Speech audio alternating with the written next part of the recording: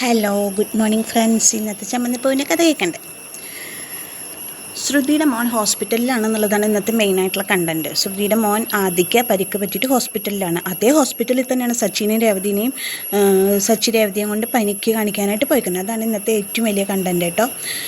അപ്പോൾ രേവതിക്ക് പനിയായിട്ട് സച്ചി കഞ്ഞി ഉണ്ടാക്കി, മറ്റവരൊക്കെ ഭക്ഷണം കഴിക്കാതെ പോയി. അങ്ങനെ സച്ചി രേവതിയെ കൊണ്ട് നിർബന്ധിച്ച് കഞ്ഞി കുടിപ്പിക്കുന്നു. എന്നിട്ട് പറയും, നീ ഡ്രസ്സ് മാറാൻ നമുക്ക് ഹോസ്പിറ്റലിൽ പോകാമെന്ന് പറഞ്ഞിട്ട് സച്ചി രേവതിയെ കൊണ്ട് ഹോസ്പിറ്റലിൽ പോവാണ്.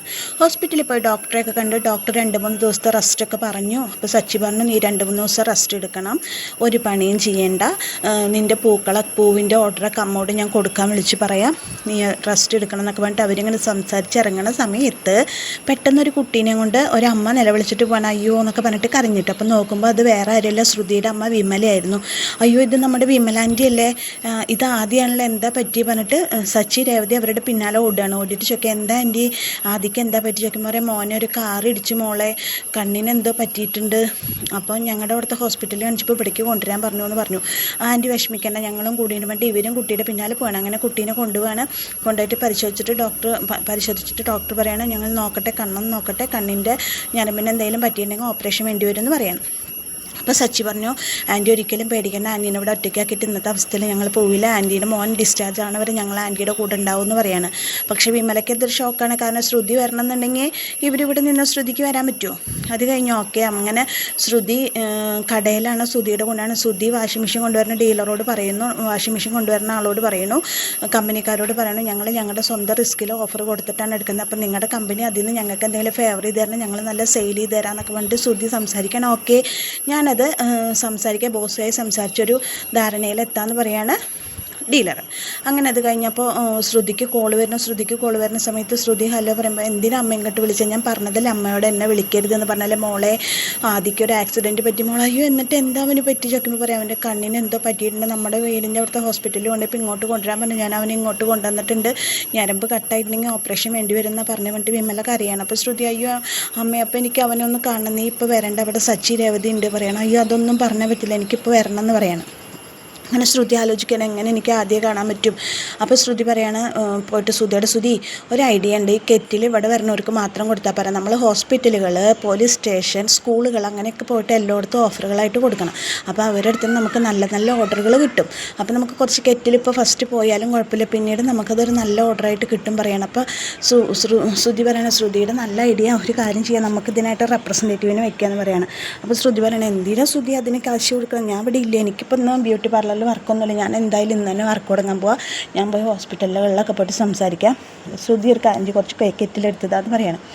അങ്ങനെ ശ്രുതി മോനെ കാണാനുള്ള പ്ലാനിങ്ങിൽ നോണ പറഞ്ഞിട്ട് അവിടെ നിന്ന് ഇറങ്ങണം. അപ്പോൾ അവളിങ്ങനെ ആലോചിക്കാൻ, ഹോസ്പിറ്റലിൽ പോയി അഥവാ സച്ചി രേവതിയും കാണണമെങ്കിലും കെറ്റിൽ കൊടുക്കാൻ വന്നേക്കാണെന്ന് എനിക്ക് പറയാൻ പറ്റും, അതുകൊണ്ട് എൻ്റെ കള്ളത്തരം പൊളിയില്ല എന്നൊക്കെ വിചാരിച്ചിട്ട് ശ്രുതി അങ്ങനെ വിചാരിക്കണം.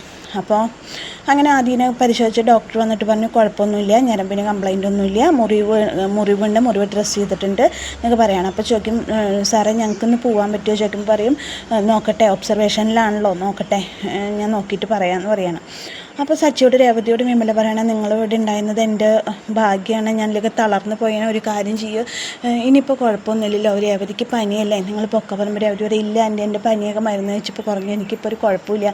അപ്പോൾ സച്ചി പറയണം, ഇല്ല മോനെ ഡിസ്ചാർജ് ആക്കിയിട്ട് ഞങ്ങൾ പോകുന്നില്ല, അതുവരെ ഞങ്ങൾ ആൻറ്റിയുടെ കൂടെ ഉണ്ട് പറയണം. അപ്പോൾ വിമല വിചാരിക്കണം, ഈശ്വര ഇവരിവിടെ നിന്ന ശ്രുതി എങ്ങനെ വരും ആദ്യനെ കാണാൻ എന്നൊക്കെയുള്ള ടെൻഷനിലാണ് വിമല. അങ്ങനെ ടെൻഷൻ അടിച്ചിരിക്കുന്ന സമയത്ത് ഈ സമയത്ത് വീട്ടിൽ രവീന്ദ്രൻ കഞ്ഞി കുടിക്കുന്നുണ്ട്, ചന്ദ്രയ്ക്കൊന്നും ഉണ്ടാക്കിയിട്ടില്ല. അപ്പോൾ ചന്ദ്രയോട് ഫുഡ് കഴിച്ചോളം പറയുന്നുണ്ടല്ലോ, ചന്ദ്രയോട് ഫുഡ് നീ വേണമെങ്കിൽ കഞ്ഞി എടുത്ത് കുടിച്ചോ, സച്ചി വെച്ചതാ, വേണമെങ്കിൽ എടുത്ത് കുടിച്ചോളം, എനിക്കൊന്നും വേണ്ട പറയണം. പക്ഷേ രവീന്ദ്രൻ അത് സുഖമായിട്ട് ആസ്വദിച്ചിരുന്ന് കഴിക്കുന്നത് കാണുമ്പോൾ വിമലയ്ക്ക് ഇങ്ങനെ ചന്ദ്രയ്ക്ക് ഇങ്ങനെ വിശക്കുന്നുണ്ട്. അപ്പോൾ ചന്ദ്ര അടുക്കളയ്ക്ക് പോകുമ്പോൾ രവീന്ദ്രൻ പറയാം, കഞ്ഞി കുടിക്കാനല്ലേ, പൊക്കോ നാണല്ലാണ്ട് എടുത്ത് കുടിക്കുക എന്നൊക്കെ പറഞ്ഞിട്ട് കളിയാക്കാണ്. അങ്ങനെ ചന്ദ്രോദയത്തിൽ അങ്ങനെ ഒരു കാര്യം നടക്കുന്നുണ്ട്. ചന്ദ്ര ശരിക്കും കഞ്ഞി കുടിക്കാൻ തന്നെയാണ് പോണത് വിശന്നിട്ട്. അതൊക്കെ കഴിഞ്ഞു. പിന്നെ ഹോസ്പിറ്റലിൽ മോന് കുഴപ്പമൊന്നുമില്ല എന്നറിഞ്ഞു. അപ്പോൾ രേവതിയോട് സച്ചിയോടും വീട്ടിൽ പോയിക്കോളാൻ പറഞ്ഞപ്പോൾ അവർ സമ്മതിക്കില്ലേ, വേണ്ട ഞങ്ങളിവിടെ ഇരിക്കുക, ആൻറ്റിയുടെ കൂടെ, ആൻറ്റി വിഷമിക്കുമെന്ന് വേണ്ട. അപ്പോൾ രേവതിയോട് സച്ചി പറഞ്ഞു, രേവതി നീ വീട്ടിൽ പോയിക്കോ, ഞാൻ ഇവിടെ നിന്നാൾ പറയാം, വലിയ സച്ചിയേട്ടാ കുഴപ്പമൊന്നുമില്ല, ഞാൻ ഇവിടെ ഇരുന്നോളാം എന്ന് പറയണം. അങ്ങനെ രേവതിക്ക് ഗുളികയൊക്കെ കൊടുക്കുന്നു സച്ചി. രേവതിയുടെ അസുഖമൊക്കെ കുറഞ്ഞു, പനിയൊക്കെ കുറഞ്ഞു. അങ്ങനെ രേവതി വിമലയ്ക്ക് കൂട്ടായിട്ട് രേവതി സച്ചിയും കൂടെ അവിടെ നിൽക്കുന്ന സമയത്താണ് നമ്മുടെ ശ്രുതി കെറ്റിലും കൊണ്ട് ഹോസ്പിറ്റലിലേക്ക് വരുന്നത്. ഇനിയിപ്പോൾ എന്തായാലും ഇവരെ കാണിക്കുമ്പോൾ കെറ്റിൽ ഇവിടെ കാണിക്കാനെന്ന് പറയാൻ, എന്നിട്ട് തിരിച്ച് പോകണ വഴിക്ക് മീരയുടെ വീട്ടിൽ കെറ്റിൽ വെക്കാമെന്നൊക്കെയുള്ള പ്ലാനിങ്ങിലാണ് ശ്രുതി ഹോസ്പിറ്റലിൽ എത്തിയേക്കുന്നത്.